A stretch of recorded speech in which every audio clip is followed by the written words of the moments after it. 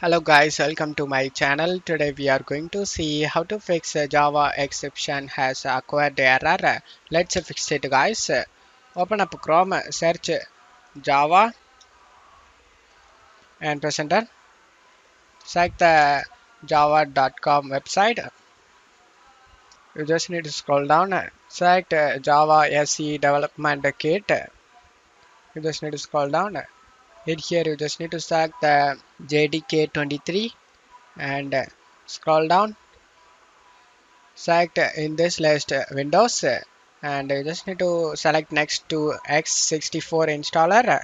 Select the link and it started downloading. After getting download done, you just need to install it. Select yes. Select the next option and select next, and it started installing.